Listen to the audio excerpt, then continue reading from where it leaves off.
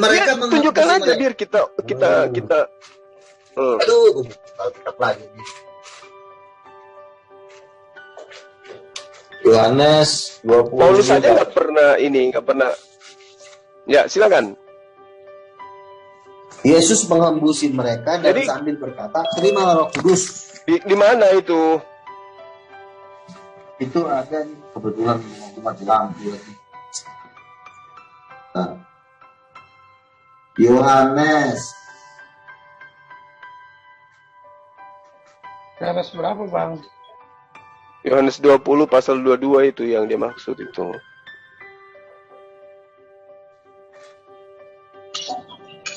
Ini. Yohanes 20, Bang, nggak usah lama-lama. Yohanes 20 ayat 22. Dan sesudah berkata demikian, ia menghembusi mereka dan berkata, terimalah Roh Kudus. Nah, artinya apa itu, Bang Luga? Artinya apakah Roh Kudus itu Tuhan dengan model seperti itu, Bang? Kan gue udah itu bilang, kok kayak orang jampi-jampi, Bang. Begini. Bapak itu tidak bisa membangkitkan orang mati, Bang Jul, nggak bisa. Bapak itu cuma gimana ceritanya nggak bisa, Bang? Ya ampun, kan tidak Lazarus itu bangkit itu karena Yesus itu berdoa, Bang Luga. Iya, berdoa. Dan kayak gitu napa sama Tuhan. Bapak mengizinkan lalu yang membangkitkan bukan Bapak, Roh Kudus yang bangkitin. Nah, kalau Bapak nggak mengizinkan, Yesus mampu nggak membangkitkan Lazarus? Gini ya, nih, perhatikan baik-baik ya. Bapak itu kerjanya cuma mengizinkan. Nih, perhatikan ya. Bapak itu kemampuannya cuma mengizinkan, nggak ada kemampuan Bapak selain mengizinkan. Kalau bagian mengizinkan, nah kalau Bapak tidak mengizinkan gimana, Bang? Ya kalau Bapak tidak diizinkan sama Bapak, ya nggak ada yang terjadi. Gimana? Nggak ada yang terjadi kalau nggak diizinkan sama Bapak. Jadi segala sesuatunya itu sumbernya dari yang mengutus Yesus itu. Bukan, nah sekarang kalau Anda mengatakan, coba baca di Yohanes 20. Begini. Gue udah paham maksud lo gini. Perhatikan sekali lagi gini. Alhamdulillah. Bapak itu di dalam Alkitab keempat Injil, pekerjaannya dia cuma satu, mengajarkan dan mengizinkan. Tetapi yang membuat mujizat itu bukan Bapa, bukan. Roh Kudus yang membuat mujizat di bumi itu Roh Kudus. Atas izin siapa, Bang? Atas izin Bapak, tapi Bapak nggak bisa membuat mujizat. Bapak nggak bisa, cuma mengizinkan doang. Gimana sih lo? Nggak bisa kayak begitu, Abang itu menyalahi aturan main nggak boleh. Tuhan itu maha kuasa, Bang. Iya, maha kuasa, makanya kan diajarin lo berkali-kali. Allah itu Tritunggal sifatnya. Bapa, Firman, dan Roh Kudus. Karena Roh Kudus itu pun rohnya Bapa. Makanya gue bilang yang membuat mujizat itu adalah rohnya Bapa. Rohnya Bapa itu nama lain daripada Roh Kudus. Roh Kudus itu sebenarnya rohnya Bapa, tapi karena disebutnya Roh Kudus, lo jadi merasa bahwa nggak bisa begitu, Bang Luga. Coba, Bang Luga, begini Bang Luga. Kalau dikatakan bahwa Roh Kudus itu rohnya Bapa, itu betul. Kenapa? Betul. Karena itu adalah makhluknya Bapa, ciptaannya Bapa. Itu saya pakai bahasa Bang bukan Luga, ciptaannya, Bang. Tunggu dulu Bang. Oke. Waduh, Bang Luga nggak bisa kayak gitu loh. Gini, kejadian 35 pasal 11. Tuhan berfirman, akulah Allah yang maha kuasa. Itu perintahnya Allah dan itu proklamirnya Allah, legitimasi Allah terhadap dirinya sendiri. Bahwa akulah yang maha kuasa. Tidak ada lain selain daripada aku. Itu fakta. Nah kalau kemudian kemahakuasaannya Allah, dengar dulu, kemahakuasaannya Allah kemudian mengutus manusia dengan bermukjizat, mengutus Roh Kudus dengan mampu bermukjizat dan seterusnya, itu karena Allah sang pengutus itu maha kuasa. Bukan berarti Roh Kudus itu adalah rohnya Tuhan. Tuhan itu tidak butuh roh untuk hidup. Tuhan itu bukan makhluk sehingga dia hidup. Oke, sekarang saya tanya. Hanya makhluk yang sekarang saya tanya balik. Roh Kudus tidak apakah Bapak bisa eksis? Bisa. Nggak bisa. Bisa. Nggak bisa gimana? Kalau Bapak bisa gimana ceritanya? Bang Luga, Allah sudah menerangkan dirinya di dalam Kejadian 35 pasal 11. Dia berkuasa atas segala sesuatu. Iya, nggak Allah bisa, yang Bang. dimaksud begini loh, Bang. Allah yang dimaksud di kitab Jangan Kejadian itu, dengerin. Allah ini yang kitab. dimaksud dengerin dulu. Allah yang dimaksud di kitab Kejadian itu bukan Allah yang dimaksud di dalam Al-Quran. Jadi beda cara kerjanya. Itu beda. Kan saya bilang Allah di dalam kitab Kejadian itu duanya gini loh. Coba Allah. saya kasih dulu materi ke Abang, nanti ditanggapi. Ulangan 10 pasal 17. Sebab akulah segala Tuhan. Akulah Tuhan segala yang maha kuasa. Tuhan segala apa yang dipertuhankan. Aku maha besar, aku maha kuat, aku maha dahsyat, dan tidak memandang bulu ataupun menerima suap. Kemudian dalam Ayub 11 nomor 7 dikatakan gini, dapatkah engkau memahami hakikat Allah, menyelami batas-batas kekuasaan yang maha kuasa?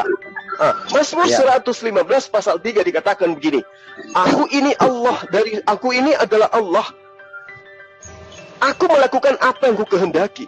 Jadi tidak ada kemungkinan bahwa Allah tidak mungkin maha kuasa karena Roh Kudus membantah dia untuk melaksanakan perintah itu, Bang. Makanya dalam Perjanjian Lama dikatakan Allah yang maha kuasa di ayat ke-7 Allah. Artinya Allah yang maha kuasa ini bersama Roh Allah. Jadi Anda tidak bisa mencomot Perjanjian Baru lalu mengartikannya secara Al-Quran. Kalau kita mengambil Perjanjian Lama, kita juga mengartikannya secara Perjanjian Lama. Karena di dalam Perjanjian Lama yang membuat mujizat itu ada yang namanya Roh Allah. Misalnya Roh Allah membangkitkan Simpson sehingga Simpson bisa mencabik singa. Roh Allah membangkitkan Daud sehingga Daud menang. Roh Allah membangkitkan para nabi sehingga nabi-nabi berfirman. Ada Roh Allahnya. Nggak bisa Anda hilangkan itu. Kalau Anda ingin mencoba Perjanjian Lama, Roh Allahnya juga jangan Anda hilangkan. Begini Bang Luga. Lalu roh Allah yang membangkitkan Simpson untuk mencabik singa itu kenapa Anda hilangkan itu? Dalam Perjanjian Lama segala sesuatu yang itu tetap Allahnya. Satu ayat 2-nya Anda nggak baca. Jadi begini. Ada di situ Roh Allah. Coba Roh Allah itu. Jadi begini Bang Luga. Coba silakan. Begini Bang Luga. Kalau berbicara mengenai roh, itu adalah esensi gaib yang bersumber daripada Tuhan. Nah, rentetan peristiwa yang terjadi di dalam kitab yang diceritakan kepada sahabat Kristus itu tidak terlepas kuasa Tuhan. Inilah yang disebut dengan roh. Contoh misalnya di dalam Daniel 4:35, semua penduduk bumi dianggap remeh. Ia berbuat menurut kehendaknya terhadap bala tentara langit dan penduduk bumi, dan tidak ada seorang pun yang dapat menolak tangannya dengan berkata kepadanya, apa yang kau buat? Tidak ada yang bisa mengintervensi daripada Sang Tuhan. Tidak ada. Jadi kekuatannya kemudian ketika dia bermujizat kepada Samson, ada kejadian luar biasa, kepada Elia yang luar biasa, kemudian Elisabeth dan seterusnya, termasuk Yesus. Betul, itu adalah roh Tuhan. Tetapi roh Tuhan yang dimaksud di sini adalah kejadian yang terjadi atas sumber dan keinginan Tuhan itu sendiri. Bukan kemudian dia seperti makhluk punya roh, lalu kemudian rohnya ini adalah hidup. Kemudian Anda bisa menggambarkan itu seperti roh makhluk hidup yang ada saat sekarang. Nggak bisa. Jadi begini. Roh Tuhan itu artinya kekuatan Tuhan.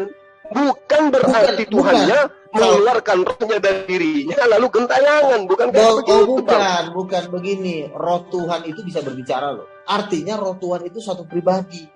Tuhan beda lagi. Bang Luka putus-putus di tempat saya ya.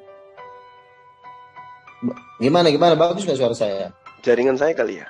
Ya, Gurunda, Luka bagus kok di sini. Bagus di sini. Lanjut. Gini. Jaringan saya berarti. Gini ya.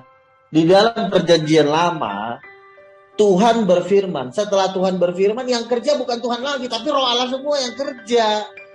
Roh Allah membangkitkan Musa, Roh Allah membelah laut, Roh Allah membuat semua mujizat. Lalu Tuhan yang berfirman tadi kerjanya ngapain aja? Kerjanya cuma berfirman, bukan lakukan. Makanya ada perbedaan antara Roh Allah dengan Tuhan, antara Roh Tuhan dengan Tuhan. Tuhan itu kerjanya mengutus, berfirman, ya, mengarahkan.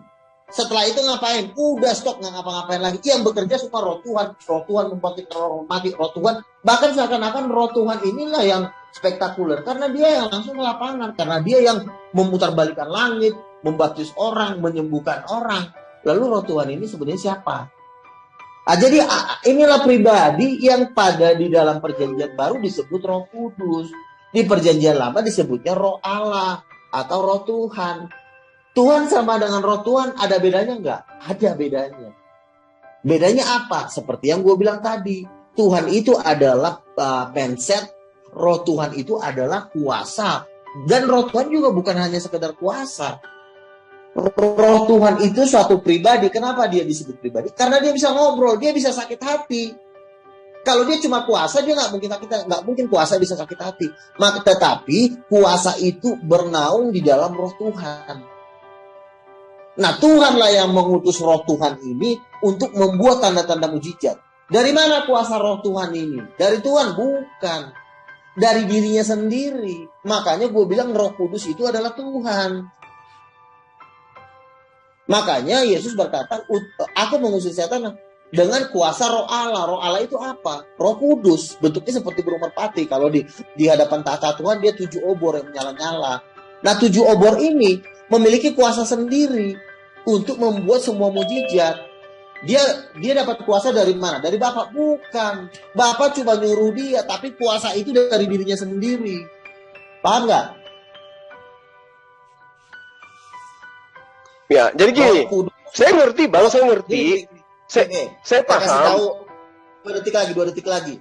Roh Kudus tidak pernah meminta kuasa kepada Bapa. Itu, garis bawahnya itu. Roh Tuhan tidak pernah meminta kuasa kepada Tuhan. Roh Tuhan. Itu semua terjadi karena yang menghendaki adalah Tuhan. Bahkan Bang Luga bisa ke neraka, itu karena Tuhan yang menghendaki. Tapi yang luar biasanya apakah Bang Luga? Bukan. Bang Luga nggak luar biasa. Yang luar biasa itu adalah Tuhan itu sendiri. Nah, begitulah yang terjadi terhadap yang Anda maksud sebagai Roh Kudus. Roh Kudus mampu begini, Roh Kudus mampu begitu. Yesus juga mampu begini, mampu begitu. Itu karena siapa? Karena dia punya Tuhan. Dia orang dekat dengan Tuhan. Dan dia kebetulan mendapatkan tugas untuk melaksanakan pekerjaan yang diperintahkan Bapa untuk ia kerjakan. Kan Tuhan sudah mengatakan, Bang, tunggu dulu.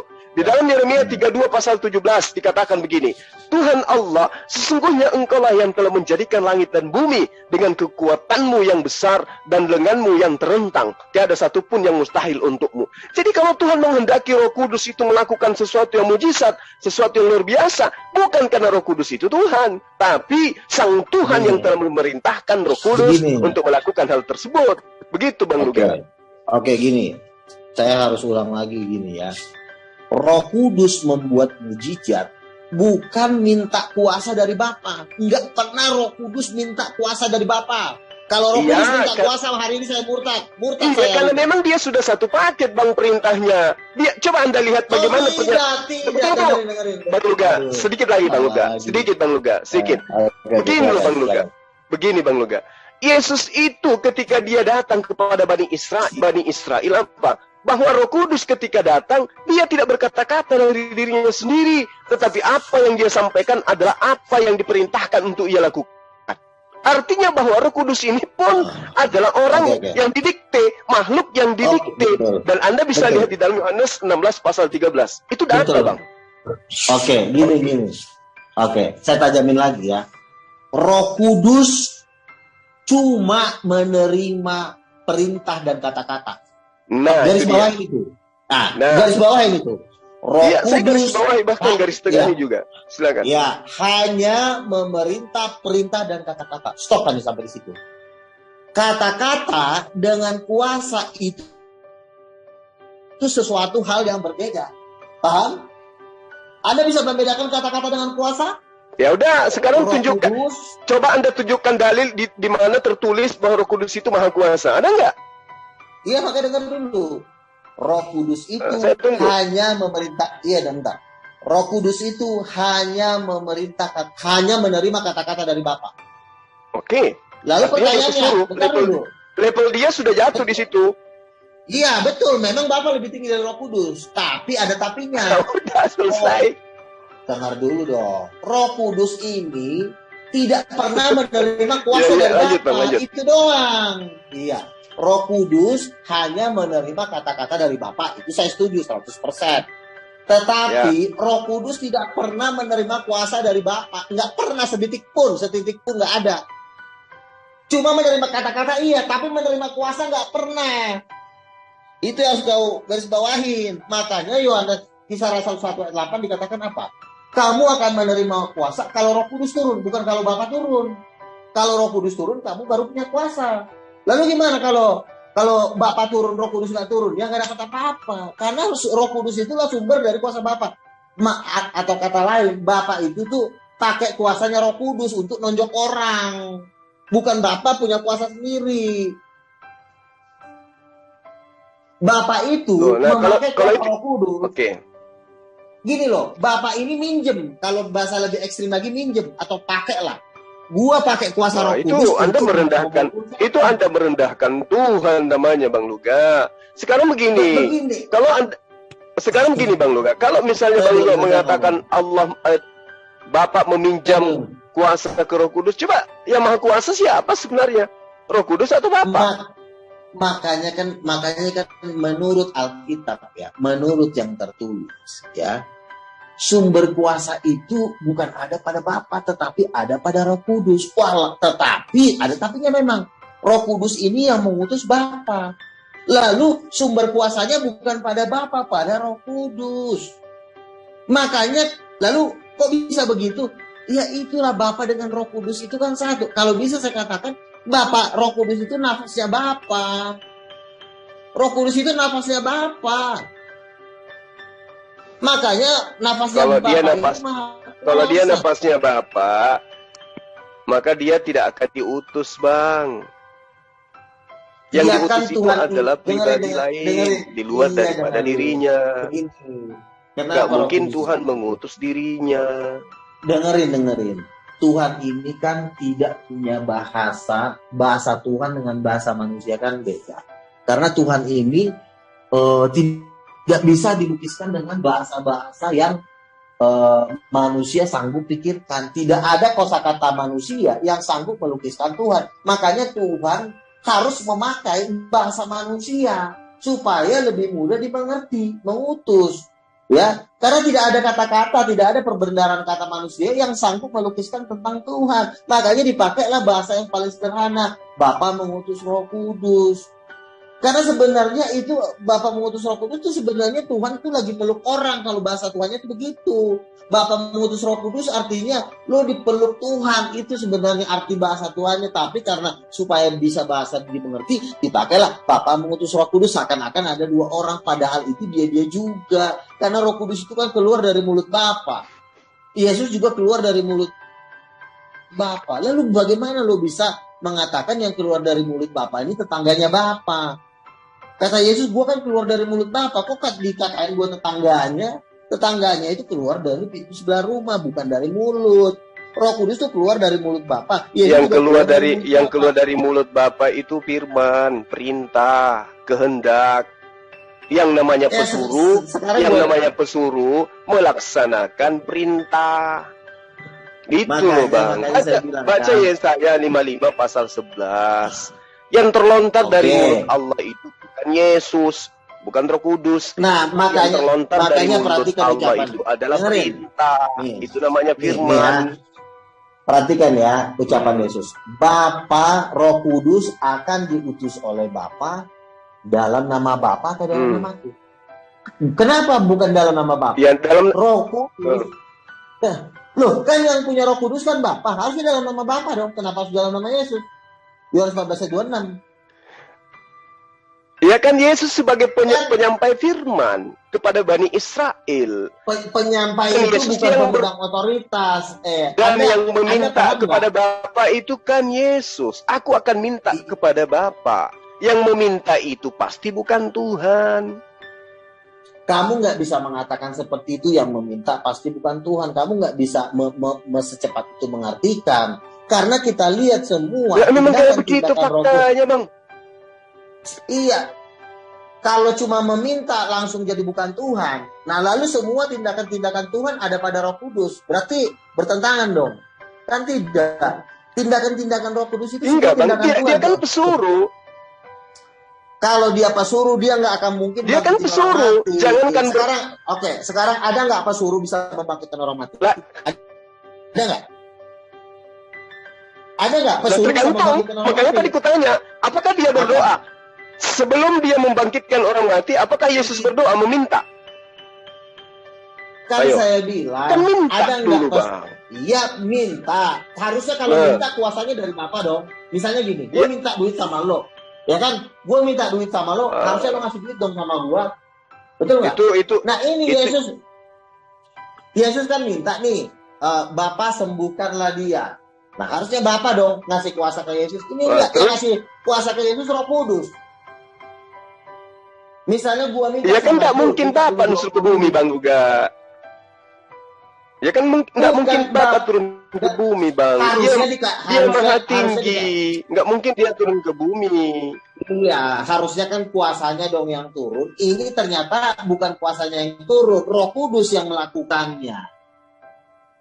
Roh Kudus yang melakukannya atas nama Yesus, bukan atas perintah Bapa. Atas perintah siapa? Nah, itu dia. Berarti yang punya otoritas tertinggi di sini adalah Allah. Itu loh, Bang. Ini saya kasih contoh ya, sama seperti seorang ketua yayasan ingin membangun suatu pesantren, ya. Ketua yayasan mengatakan saya akan membangun pesantren. Nah, lalu dananya dari mana? Ya kan? Dananya dari donatur, bukan dari pesantren yang owner pesantren. Sama kayak gue nih sekarang ketua yayasan. Gue mau bangun King of King Hall dengan anggaran dana 7 triliun. Iya, gue yang membangun, betul. Ini ide gue, betul, semua ide gue. Tapi yang ngedanain siapa? Yang ngedanain adalah misalnya Aritani Sudibyo. Nah, itu sama seperti Roh Kudus. Idenya semua dari Bapak, tapi Anda sepelekan Roh Kudus. Bang Luga sepelekan kuasa daripada Bapak kalau begitu. Kuasa segala dari sesuatu, komponen apapun itu. Begini, kuasa Roh Kudus itu pesuruh, Bang. Dia disuruh, tapi dialah yang punya kuasa karena Roh Kudus itu owner. Dia disuruh tapi dia owner, makanya begini. Dengerin ya, gini ya. Gua kasih contoh sama lo. Makanya Yesus gini. Asal lo sabar aja gini. Gua kasih contoh, makanya Tuhan itu memang luar biasa ya. Dia kasih perumpamaan yang sederhana tapi kena luar biasa. Pertama, dia suruh pembantunya, tolong bikin suatu rumah di situ katanya. Dia suruh pembantunya, digaji 2 juta. Ya kan? Lalu yang kedua, yang terakhir, dia suruh anaknya. Anaknya ini juga disuruh.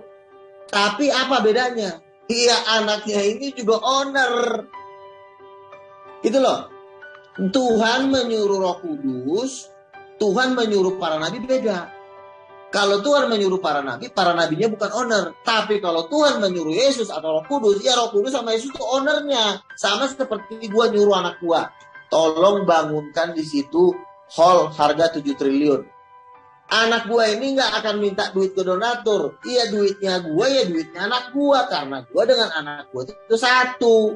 Satu apa? Satu darah, satu kepemilikan.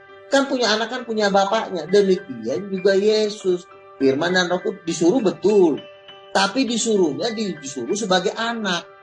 Disuruhnya bukan disuruh sebagai pembantu. Makanya Yesus berkali-kali ngomong, aku ini anak. Kalau kita ngomong anak, berarti darah Bapa sama darah dia sama. DNA-nya sama. Berarti Yesus itu bagian dari Bapa. Makanya Yesus itu owner. Roh Kudus juga owner karena kuasanya dia punya dia sendiri. Kuasa itu miliknya, bukan miliknya Bapa. Tapi kalau Bapa nyuruh membantu, kuasa itu milik Bapa. Tapi kalau Bapa nyuruh anak, kuasa anak itu ya punya dia sendiri, bukan punya bapaknya. Ya kalau punya Bapa kan punya anak ya punya Bapa. Seperti itu. Bapa mengutus Roh Kudus, kuasanya dari mana? Ya kuasa dari Roh Kudus itu, bukan dari Bapa. Karena itu adalah anaknya. Seperti itu gambarannya. Jadi gini Bang Luga, Yang Maha Kuasa itu adalah Bapa.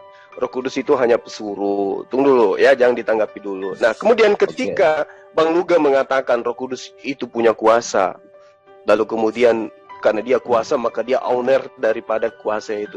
Anda menyepelekan Tuhan yang telah mengatakan dirinya Maha Kuasa. Nah, Anda kemudian lari Maha Kuasa apa? Roh Kudus itu adalah Bapa itu sendiri. Nah, ini gimana ceritanya? Kalau kita melihat dalam Yohanes 20 pasal, dengar dulu Bang. Yohanes 20 pasal 22. Kalau Roh Kudus itu adalah Tuhan itu sendiri, ketika Yesus mengatakan aku akan menghembusi mereka. Apa? Iya, Yesus menghembusi mereka. Lalu Yesus berkata, terimalah Roh Kudus. Apakah itu maksudnya bahwa terimalah Tuhan, terimalah Bapa, lalu kemudian orang tersebut kerasukan Bapa gitu. Lalu orang itu menjadi Tuhan. Inilah yang tadi membuat Pak Pendeta Martin kelimpungan ketika saya tanya. Roh Kudus yang adalah Tuhan yang berserta dengan kamu, memberikan pengajaran, solusi ketika ada masalah di dalam sebuah pengajaran. Dikatakan bahwa dia akan memimpin kamu dalam semua pengajaran, memimpin kamu dalam sebuah kebenaran. Nah, dia lari kepada kitab Roma. Katanya ada larangan di situ berutang. Nah, karena itulah kemudian, kalau tidak boleh berutang, gimana solusinya orang yang mati meninggalkan utang? Menurut Roh Kudus. Kalau Roh Kudus itu Tuhan. Nah, saya kasih tahu lagi salah satu contoh yang membantu ya. Ya memang harus ada perumpamaan karena Yesus pun selalu menceritakan orang dengan perumpamaan. Misalnya gini, Bang Jul sekarang udah punya anak belum, Bang? Udah. Belum. Oke. Bang Jul ini kan Bang Jul ini kenapa bisa dihormati? Karena ada anaknya. Orang segan sama Bang Jul, ya Bang Jul ini diseganin kan karena punya anak, apalagi punya anak laki-laki. Orang di zaman dulu, sekalipun dia laki-laki, tapi kalau dia nggak punya anak, dia pasti dihina. Makanya Abraham sampai rela mengawini pembantunya hanya untuk demi sebuah kehormatan. Artinya apa? Anak itu adalah kehormatan buat bapak. Bapak itu dihormati karena punya anak. Gak ada di dunia ini bapak dihormati kalau anaknya gak ada itu namanya cerita bohong, cerita palsu. Bapak bisa terhormat gara-gara ada anak gak ada, bapak jadi bujang lapuk atau jadi jomblo, dihina. Makanya bapak itu terhormat. Itu udah benar Bang Luga. Makanya dengerin dulu kenapa bapak bisa terhormat gara-gara anak. Misalnya kalau Bang Jul mau dipukul orang, pasti Bang Jul gak akan turun. Karena satu, udah tua, udah nggak punya kekuatan. Anak yang pasti mukulin orang, ya kan? Anak kita dihormatin gara-gara kita ada anak. Demikian juga bapak. Bapak itu cuma menang di kehormatan, tetapi kalau kuasa itu dipegang oleh anaknya. Kalau nggak ada anak, bapak tempe, biar kamu tahu.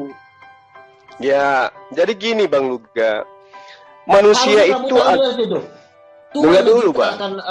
Bentar. Tuhan menciptakan kita ini sebenarnya sudah menjelaskan tentang Tuhan. Kenapa kalau kita nggak punya anak kita nggak dihormatin? Pernah nggak kamu bertanya begitu? Ya, kenapa kalau kita punya anak kita dihormatin? Nah, karena kenapa? Karena seperti itulah Tuhan. Anak itu kan berasal dari darahnya, iya kan? Yesus itu adalah darahnya Bapa, rohnya Bapa, satu dengan Bapa. Makanya Yesus itu owner. Bahkan dia bilang, kepadaku telah diberikan segala dulu dong, Bang. Ya. Bang Luga gantian dong. Bentar. Kepadaku telah diberikan segala kuasa di bumi dan surga. Dia nggak dibilang, aku cuma dipinjemin. Enggak, diberikan. Kalau diberikan, udah. Yesus, makanya jadi raja adalah Yesus. Nggak ada dalam Alkitab yang jadi raja adalah Bapa, nggak ada. Bapa kerjanya cuma duduk, mengutus dan memerintah. Yang mukulin setan, yang menghancurkan dunia ini bukan Bapa, tapi Yesus dengan Roh Kudus. Makanya Yesus dan Roh Kudus itu Tuhan. Oke, silakan. Oke, jadi gini, apa yang Abang Luga sampaikan orang Bapak dihormati? Live gak? Abang mengatakan bahwa Bapak itu dihargai karena anak. Dalam arti kata seorang Bapak itu dikenal karena anak. Betul itu. Jadi Sang Khalik ketika dia sendiri tidak ada makhluk, ya, tidak ada yang mengenal. Allah kemudian mengutus utusan-utusannya ke atas muka bumi agar manusia ciptaannya itu mempelajari dan mengkaji untuk menghargai Sang Allah, Sang Tuhan. Itulah maksudnya. Jadi diutusnya para nabi itu supaya manusia mengenal Sang Pencipta. Makanya semua rangkaian daripada pengutusan, sabar bang, itu mengajarkan apa? Mengajarkan diri mereka adalah utusan. Memperkenalkan esensi yang tak terlihat itu sebagai esensi yang maha kuasa. Nah kalau kemudian Roh Kudus ini Anda katakan bahwa dia adalah memiliki kuasa sendiri, dia ownernya yang maha kuasa. Dalilnya di mana tertuang itu? Sementara di dalam kitab yang Anda pegang mengatakan Allah yang maha kuasa. Dia yang tak tertandingi dengan apapun. Sementara kedudukan daripada Roh Kudus itu hanya suruhan Tuhan diberikan kepada Elizabeth, kepada Maryam, kepada Yohanes, kepada Yesus. Anda salah besar, Anda mengatakan Roh Kudus adalah suruhan. Anda salah besar. Terus coba Anda tunjukkan kepada saya, bagaimana kemudian Yesus mendudukkan Roh Kudus itu sebagai Tuhan? Di mana dalilnya? Coba. Kalau Yesus berkata, satu-satunya Allah yang benar itu adalah Dia yang di surga. Sekarang satu-satunya Allah yang benar itu adalah Roh Kudus, mana dalilnya? Ada nggak? Yang dimaksud Allah di situ itu bukan merujuk kepada Bapa, bukan. Satu-satunya Allah yang benar itu bukan Bapa. Satu-satunya Allah yang benar itu adalah Bapa, Anak, dan Roh Kudus. Jangan Anda salah menafsirkan. Itu bukan satu-satunya, Bang. Itu tiga-tiganya. Jangan gila, Bang. Makanya saya bilang ayat Alkitab tidak bisa ditafsirkan dengan cara Al-Quran. Ayat Al-Quran silakan tafsirkan. Ini bukan Al-Quran, Bang. Ini pengajaran Yesus. Yesus mengatakan satu-satunya. Dan dengar bang, saya ingin tahu dari abang nih ya, biar bagaimanapun abang ini cerdas orangnya ya. Saya tanya gini, ketika Yesus menyuarakan dari lisannya sendiri didengarkan oleh Bani Israel, satu-satunya Allah yang benar itu adalah Dia yang di surga. Pada saat itu Yesus sebagai Allah yang benar atau sebagai manusia, bang? Ya dia termasuk di Allah yang benar itu, termasuk dari situ Bapak firman. Enggak, tidak. Karena dia mengatakan, enggak bang, pada saat Yesus mengatakan satu-satunya, saat yang bersamaan Yesus mengatakan dia utusan. Dia manusia. Iya. Coba. Sekarang saya jelaskan ucapan Yesus ya. Kita ngikutin ucapan Yesus ya. Jangan kita lari ke kanan dan ke kiri. Yesus berkata, aku mengusir setan dengan kuasa Roh Kudus. Kenapa Yesus berkata? Ya sama, itu artinya Yesus membuat mujizat ya. Yesus melakukan suatu perkara-perkara mujizat dengan kuasa Roh Kudus. Matius 12 ayat 24. Ya. Matius 12. Okay. Aku mengusir setan dengan kuasa Allah. Nah, pertanyaannya, Bapak di mana? Kenapa bukan kuasa Bapak? Dengar dulu, Bang. Coba kita lihat di mana Yesus mengakui itu. Di dalam Yohanes 5 pasal 30 apa yang dikatakan oleh Yesus? Coba. Kan saya bilang, kita nggak bisa membaca gini. Kita nggak bisa membaca satu ayat langsung kita apa bedanya dengan apa yang tadi menunjukkan itu? Iya, sekarang gini, tunggu dulu bang. Bang Luga, kita harus gabungkan. Bang Luga yang ganteng yang bisa mengusir setan. Bang gini, tunggu. Di dalam Yohanes 5 pasal 30, Yesus mengatakan, aku tidak dapat berbuat apa-apa. Lalu siapa yang bisa berbuat apa-apa? Dia yang mengutus aku. Siapa yang mengutus Yesus? Roh Kudus. Begini. Ayo bang.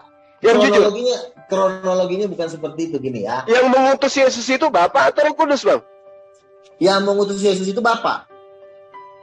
Tetapi yang mengusir setan. Berarti yang maha kuasa di sini siapa? Jangan langsung ditafsir Bang. Caranya. Gini caranya, gini ya. Kronologinya harus tepat, enggak boleh.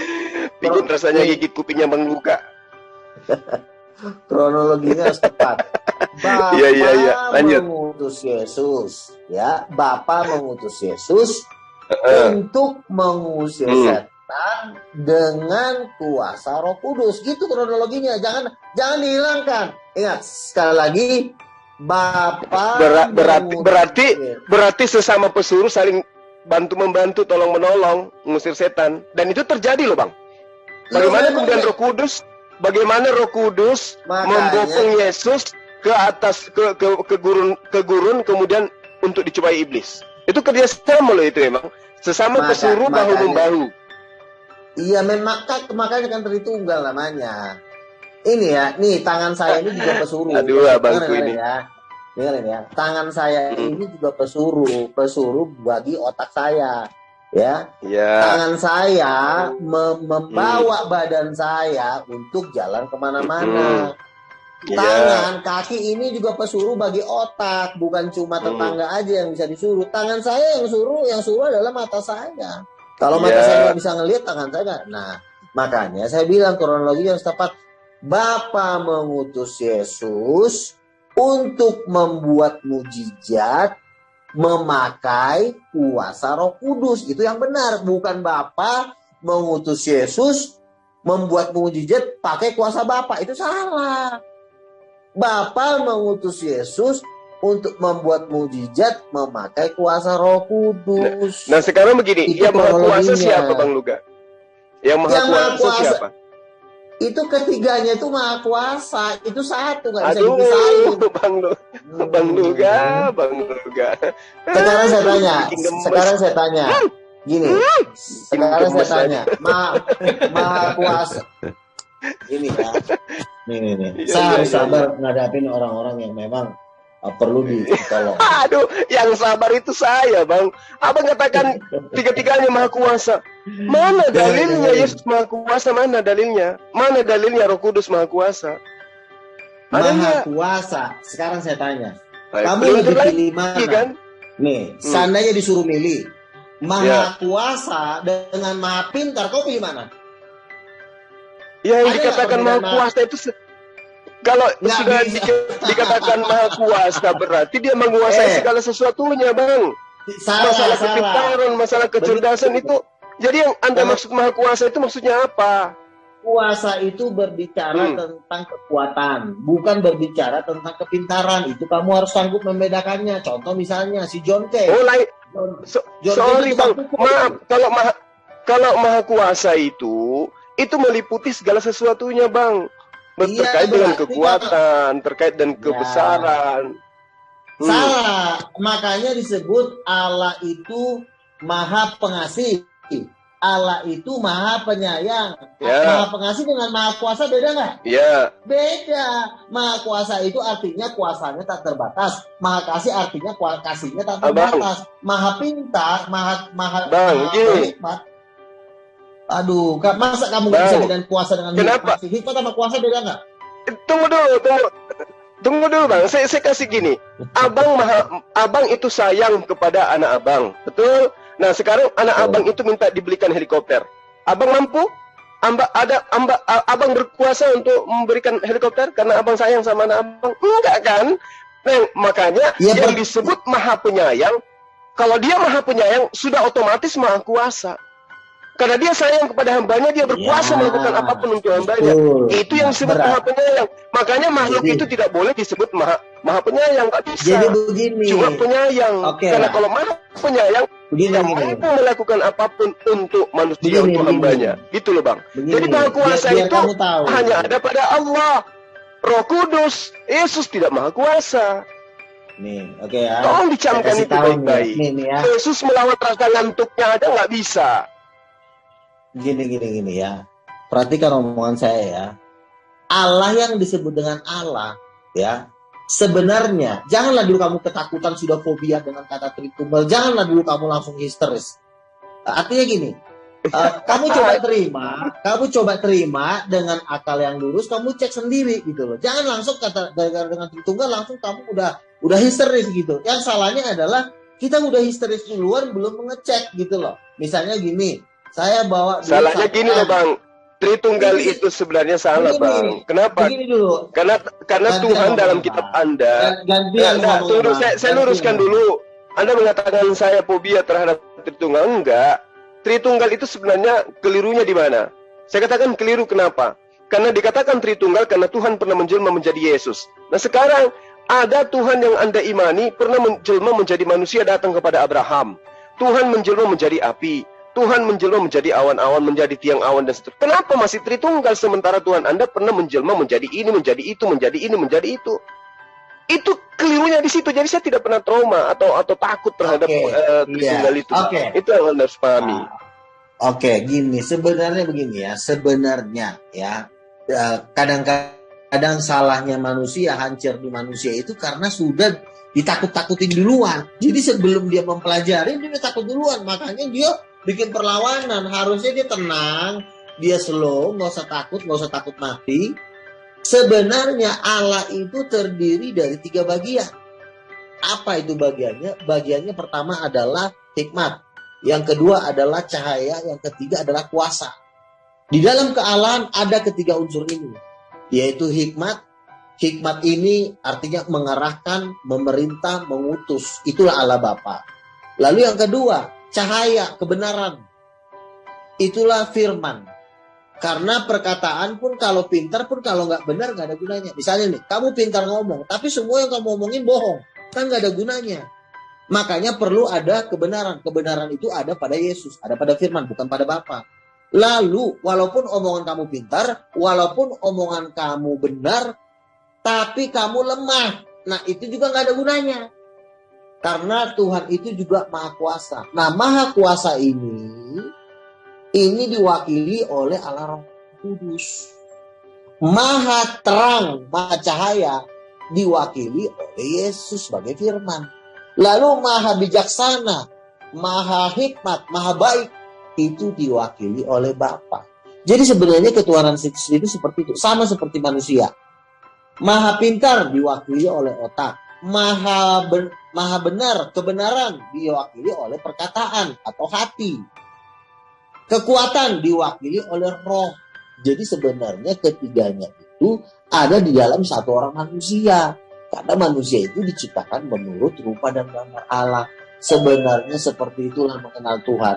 Gak usah ketakutan dengan Tertulianus ngomong Tritunggal. Kita ini manusia bro, ya. Kamu diciptakan Tuhan, habis berasnya Tuhan ngasih kamu makan, kamu gak mau belajar tentang Tuhan, Tuhan rugi nyiptain kamu. Kata Tuhan, beras gue udah habis, nih anak kamu diajarin, mending lo ke neraka.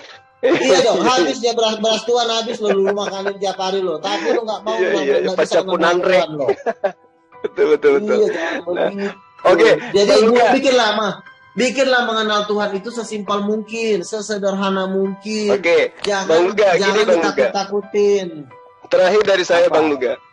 Memang di dalam kitab Abang itu nggak ada pernyataan bahwa Yesus itu Maha Kuasa, Roh Kudus itu Maha Kuasa. Ada nggak dalilnya? Ada nggak dalilnya? Ada. Coba Kisah Rasul 1 ayat 8 dan Lukas 3. Roh Kudus akan turun ke atasmu dan kuasa yang maha tinggi akan menaungi engkau. Artinya kuasa yang maha tinggi ini sebenarnya tinggal di dalam Roh Kudus. Makanya dia bentuknya itu 7 obor. Enggak data yang mengatakan Roh Kudus itu maha kuasa. Ada enggak? Kan Gabriel mengatakan kepada Maria, bagaimana mungkin aku bisa hamil? Aku aja belum punya anak. Lalu kata Gabriel apa? Roh Kudus akan turun ke atasmu. Dia nggak bilang Bapa loh yang turun. Roh Kudus yang turun, bukan Bapa yang turun. Enggak aja baca. Itu tertera di mana? Di Lukas 2 kan? Lukas 3. Lukas 1 ayat 33 itu. 31 32. Gabriel mengatakan Roh Kudus akan turun ke atasmu dan kuasa yang maha tinggi akan menaungi engkau. Lalu kisah 1 ayat 8. Maha tinggi di situ siapa? Maha tinggi di situ siapa, Bang? Apa? Maha tinggi di situ siapa? Bapa. Tapi berarti bukan Roh Kudus kan? Iya, Roh Kudus kan akan bilang, nih ya. Saya minta dalilnya. Saya kasih contoh perumpamaan. Saya minta dalilnya. Roh Kudus itu maha kuasa. Ada nggak dalilnya? Abang nggak tunjukkan. Ya maha kuasa. Kan saya bilang. Kisah Rasul 1 ayat 8. Kisah Rasul 1 ayat 8. Kamu akan menerima kuasa jika Roh Kudus turun ke atas kamu. Jadi kuasa itu sebenarnya dari Roh Kudus. Tapi disebutnya yang mati. Gini. Misalnya kamu gini ya. Misalnya kamu foto misalnya foto apa tuh? Pas foto kan? Pas foto yang difoto kan muka kamu. Ada nggak pas foto yang difoto seluruh badan? Kan nggak ada. Artinya kan, walaupun badan kamu yang membuat kamu hidup, kaki kamu yang membuat kamu bisa berdiri, tetapi kan yang tetap diambil kan muka kamu. Mewakili badan kamu, mewakili kaki kamu. Artinya begini. itu hanya mengabarkan bahwa siapa yang didatangi oleh malaikat itu akan memperoleh kuasa dari Sang Pencipta. Yang didatangi oleh malaikat Tuhan itu akan memperoleh kuasa dari Pencipta. Makanya ketika Abang mengatakan mendapatkan kuasa itu dari Roh Kudus, itu salah. Artinya orang yang didatangi malaikat Tuhan itu akan memperoleh kekuatan dari Tuhan. Sekarang saya tanya, Roh Kudus turun atas nama siapa? Roh Kudus turun atas nama siapa? Atas nama Bapa atau atas nama Yesus? Pada saat data yang Anda gunakan, dengar dulu. Pada saat data yang Anda gunakan itu, sebelumnya Yesus meminta kepada Bapa agar Bapa mengutus Roh Kudus. Nah, atas nama Yesus karena dia yang minta. Aduh. Benar nggak Yesus meminta? Tunggu dulu Bang. Benar nggak Yesus meminta? Ayo, yang jujur. Yesus itu jikalau penghibur yang akan kuutus dari Bapa, yaitu Roh kebenaran, dia yang bersaksi tentang aku. Sebelumnya diterangkan di dalam Yohanes 14 pasal 16. Aku akan minta kepada Bapa. Apa yang dia minta? Roh penolong lain. Itulah yang disebut roh kebenaran. Itulah yang Anda ibaratkan Roh Kudus. Nah, sekarang, ketika Roh Kudus itu datang atas nama siapa? Yesus, karena dia meminta. Berarti Roh Kudus turun nama Yesus kan? Nah, sekarang kan Roh Kudus juga datang kepada Saul, Roh Kudus juga datang kepada Yohanes, Roh Kudus juga datang kepada Elizabeth. Tapi pada saat Roh Kudus itu diminta oleh Yesus, saat itu juga Roh Kudusnya datang atas nama Yesus, diundang oleh Yesus untuk apa? Untuk menjadi penolong lain. Itu loh Bang. Kamu Bang Jul mau nggak penuh Roh Kudus? Mau nggak? Saya nggak mau saya. Nggak mau saya Bang.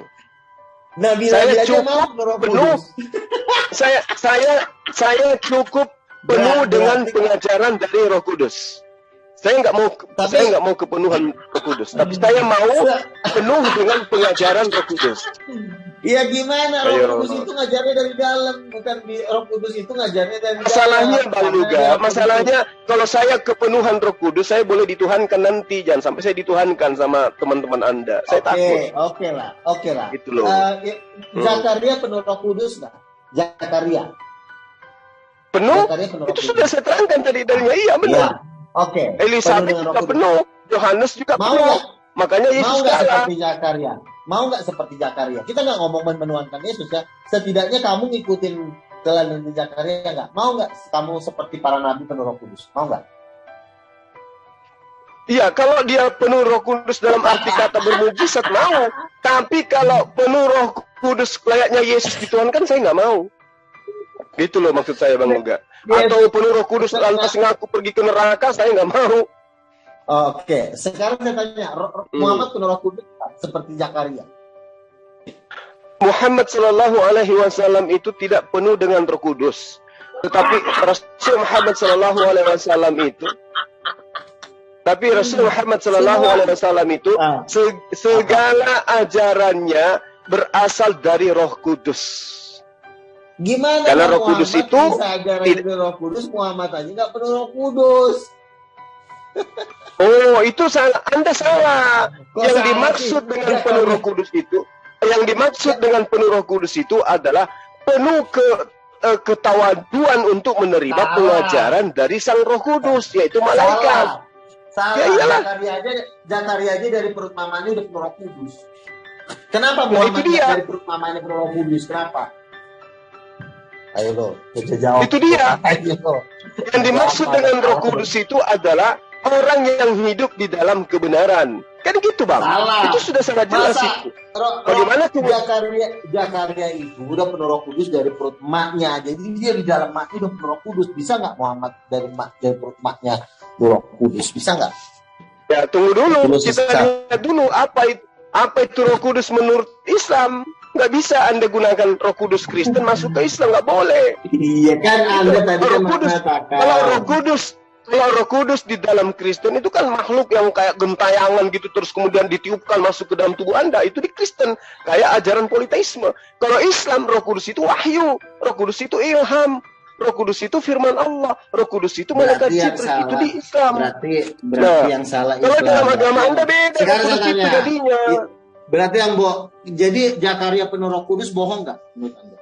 Bohong nggak? Itu kan kitab Anda, Bang Luga. Enggak. Kitab Kan Anda yang mengatakan- menceritakan, kitab Anda mengatakan Elizabeth, Zakaria penuh Roh Kudus. Saya katakan iya berdasarkan kitab Anda. Nah, justru itulah yang meruntuhkan ketuhanan Yesus. Kenapa? Anaknya Elizabeth, suami istri daripada Zakaria, itu penuh Roh Kudus dari sejak lahir, dari sejak dalam kandungan. Yesus nanti di usia 30 pada saat dibaptis baru datang Roh Kudus. Kalah dia. Pertanyaan saya, ya, Simpson, Yohanes Pembaptis, Yeremia itu penuh Roh Kudus dari perut mamanya. Pertanyaan saya, apakah Muhammad dari perut mamanya udah penuh Roh Kudus? Ya tunggu dulu, Roh Kudus yang kayak mana dulu ini? Nah, berarti ada yang bohong di sini. Kira-kira yang bohong menurut Anda siapa? Ada yang ajarannya beda, ini ajarannya beda. Kira-kira yang bohong siapa? Saya tidak perlu mengatakan bohong atau tidak, Bang Luga. Saya hanya ingin tahu, kita uraikan saja. Kristen mendapatkan kata Roh Kudus itu dari mana? Itu aja dulu poinnya. Lalu kemudian diartikan berdasarkan pengajaran politeisme, penyembahan terhadap roh-roh. Nah sekarang, dengerin. Sekarang Muhammad lahir, Bang Luka mendapatkan kata Roh Kudus itu ambil dari mana? Sebelum Muhammad lahir, itu para nabi udah penuh Roh Kudus sejak dari rahim mamanya. Simpson, Yohanes Pembaptis, dan Yeremia itu dari perut emaknya udah penuh Roh Kudus. Dan Tuhan juga pernah ngomong ke saya kalau saya tuh dari perut mama saya udah penuh Roh Kudus. Nah pertanyaannya, apakah Muhammad dari perut mamanya udah penuh Roh Kudus? Itu dulu jawab. Nah, kalau yang Anda sebutkan Roh Kudus ini perspektif ajaran Kristen, ya enggak lah. Agama Kristen itu memahami Roh Kudus itu adalah sosok Tuhan yang berupa roh yang menyelimuti orang. Seakan-akan orang itu kerasukan roh. Itu enggak dipahami dalam ajaran Islam, Bang Luga. Gitu loh. Roh, Bang, di dalam Islam, Bang Luga, di dalam Islam, roh Tuhan itu, atau Roh Kudus itu, kami pahami dengan perspektif wahyu Allah. Bukan kamu Jibril, makhluk langit, makhluk yang diberi pada penciptaan manusia, kemudian pertolongan dari Tuhan, kekuatan dari Tuhan. Itu yang kami pahami tentang roh. Nah sekarang kalau Anda berbicara mengenai Roh Kudus, lalu kemudian Anda bawa kepada Rasul Muhammad SAW dengan pemahaman paradigma berpikir ajaran penyembahan terhadap roh-roh, itu salah, Bang. Nggak bisa.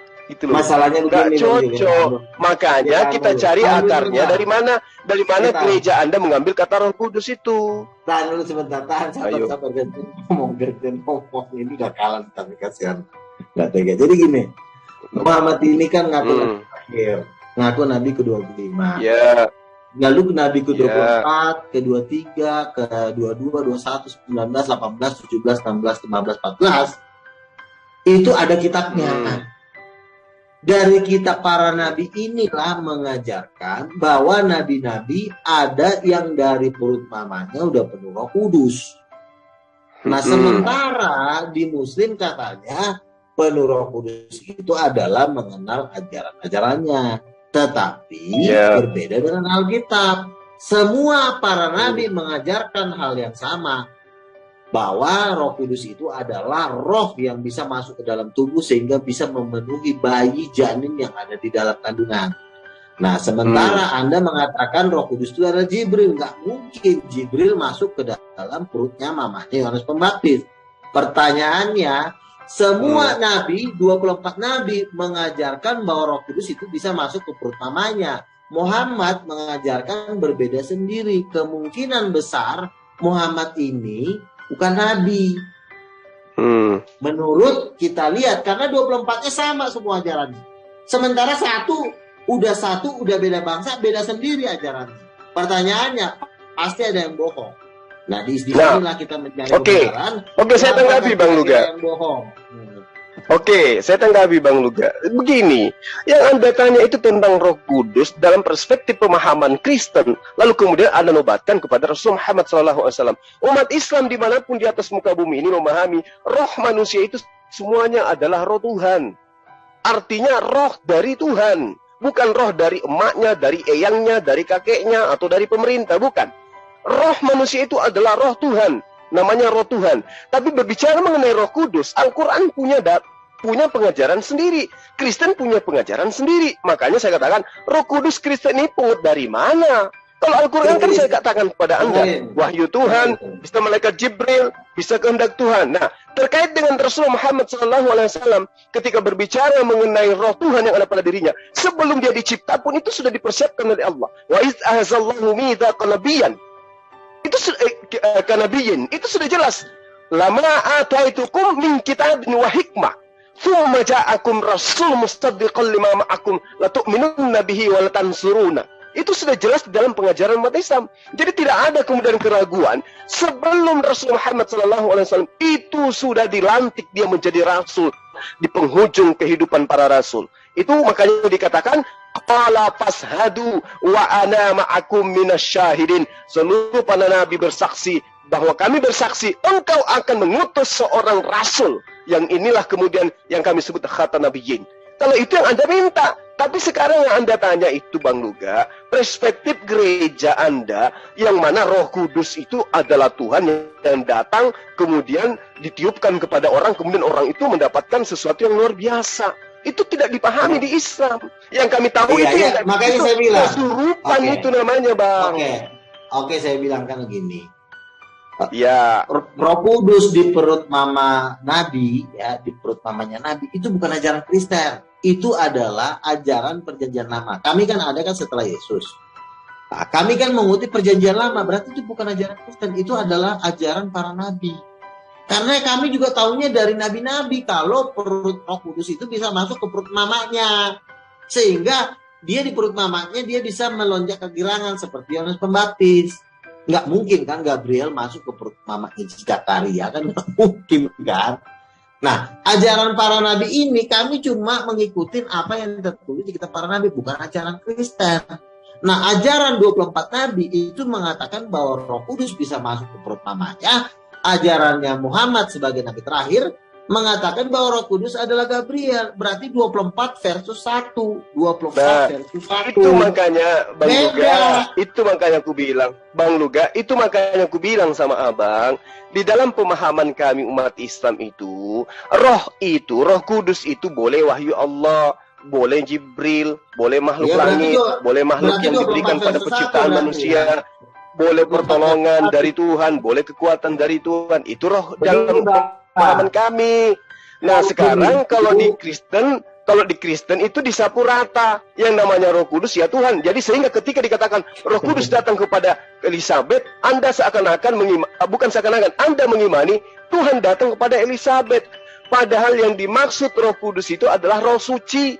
Roh yang suci yang datang kepada anak daripada Elizabeth. Gitu loh Bang Luga. Oke, gini. Berarti kan ini adalah saya kasih judul, nanti saya tambahin di YouTube saya, 24 versus 1. Artinya begini, 24 nabi mengajarkan bahwa Roh Kudus bisa masuk ke perut mamanya, lalu satu nabi mengatakan Roh Kudus itu Gabriel, karena nggak mungkin Gabriel masuk ke vagina mamanya para nabi, nggak mungkin dong, kegedean.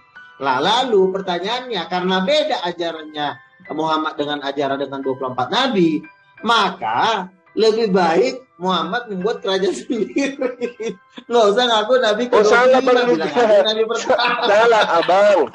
Bang Luga, Roh Kudus yang masuk ke dalam perut manusia yang kemudian diberikan kepada manusia itu diterangkan di dalam Al-Qur'an, fa iza sawaituhu wa nafahtu maksud saya, wa nafahtu fihi min ruhi faka'u lahu sajidin. Itu lain itu Bang. Jadi itu juga disebut roh dari Tuhan. Itu juga disebut Roh Kudus itu. Roh yang suci yang ditiupkan kepada diri manusia. Itu juga ada. Tapi kalau berbicara mengenai Roh Kudus di Kristen, Roh Kudus disapu rata. Ya namanya Roh Kudus ya Tuhan menurut Kristen kan itu Bang. Itu beda loh. Jadi kalau itu berbicara mengenai Roh Kudus, itu kita lihat konteks ayatnya seperti apa. Roh Kudus itu bisa menjadi pertolongan, bisa kekuatan, bisa makhluk langit, bisa Jibril, bisa wahyu. Itu Roh Kudus dalam Al-Quran, itu roh. Kalau menurut 24 gitu loh Bang. Ya, kalau menurut 24 nabi, ya versus satu nabi ini, karena beda sendiri nabi yang ya, Abang nggak ngerti diterangin. Ini dulu. wujudnya Roh Kudus menurut 24 nabi adalah 7 roh Allah atau 7 obor. Seperti itulah wujud Roh Kudus menurut nabi. Lagi. Nah sekarang Roh Kudus itu nggak ada cerita itu. Dengar dulu, sabar, nggak usah ketakutan kali. Roh Kudus menurut 24 nabi adalah 7 obor atau 7 roh Allah. Dengerin. Kenapa? Karena Musa sudah mengajarkan di dalam tabernakel Musa, di dalam itu kan ada 3 ruangan, ruang pelataran, ruang kudus, dan ruang maha kudus. Nah di dalam ruang maha kudus, dengerin. Itu beda lagi tuh. Iya, dengerin dulu. Kudus pakai obor dari ketam ke? Iya, makanya dengar dulu. Nah itu yang Roh Kudus yang dihembusi itu apa Bang Luga? Yang Roh Kudus yang dihembuskan itu gimana maksudnya Bang Luga? Ini bagian saya jadi ngomong. beda Bang. Jangan. Waktu saya ngomong dulu. Ya udahlah kalau gitu. Ya, ya silakan. Nah, ada yang bisa dampingi Bang Luga nggak nih? Aduh, nggak usah deh. Ntar aja dulu. Saya belum selesai ngomong. Ya silakan. Unik. Ya, saya pamit sebentar sekali. Silakan deh. Ya, Gurunda. Yang pasti tidak ada data ya bahwa Yesus dan Roh Kudus itu mengaku Maha Kuasa, nggak ada ya. Itu kesimpulannya. Siap, tepat sekali, nggak ada. Jadi gini. Sabar, lu nggak usah ketakutan amat sih. Bukan ketakutan, lu kayak ketakutan lah. Kayak kehilangan kerjaan, dalilnya memang nggak ada. Iya, makanya gini gue baru mau ngomong nih, tolong kasih gue waktu 2 menit biar gue juga mau keluar gue dong. Iya bentar saya mau juga mau keluar ya gini. Nah, saya juga mau keluar, jadi gini ya. Gini, Roh Kudus di dalam ajaran Musa itu di dalam tabernakel itu ada 3 ruangan, namanya ruang kudus, ruang pelataran kudus, dan maha kudus. Itu di ruang maha kudus, di ruang yang paling kudus itu ada 7 lampu, namanya kaki dia. Pada waktu di kitab Wahyu juga Yesus berkata, aku memegang 7 kaki dia. Kenapa ada 7 lampu? Itulah gambaran dari 7 roh Allah yang berdiri di hadapan tata Allah. Gambaran itu loh mulu, yang asli dong. Gambaran mulu, bosen. Iya, itulah 7 obor, itulah yang aslinya. Di hadapan tata Allah itu ada 7 obor, itulah wujud asli Roh Kudus. Nah, sekarang kalau obor wujud siram air juga mati. Dengerin sabar. Nah, Roh Kudus menurut Muhammad sebagai nabi terakhir yang pendapatnya beda sendiri dengan para nabi, itu adalah Gabriel. Mana ada nabi ngomong Roh Kudus kayak gimana? Ngarang aja.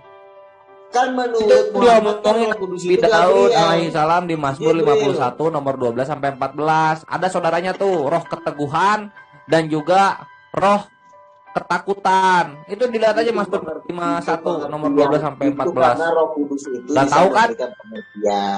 Tapi wujud dari Roh Kudus itu udah Roh Kudus punya saudara berarti. Sebentar dulu, lu nggak usah ketakutan amat sih. Kasih gua waktu. Apanya, Lae. Gua ini udah mau punya saudara. Bentar lagi gue udah mau keluar dari Zoom. Tolong kasih gua waktu sedikit lagi aja. Gua tolongin. Silahkan. Nah, jadi wujud Roh Kudus menurut para nabi itu adalah 7 obor yang berdiri di hadapan tata Allah. Ternyata waktu Muhammad naik ke sorga atau Isra Mi'raj, dia nggak melihat 7 obor yang berdiri di hadapan tata Allah ini. Makanya ya karena roh bukan obor, beda roh bukan obor. Iya, dengerin dulu. Makanya Muhammad bilang Roh Kudus. Bentar, kalau tertulis tulisan balok kayu lagi. Dendes layer.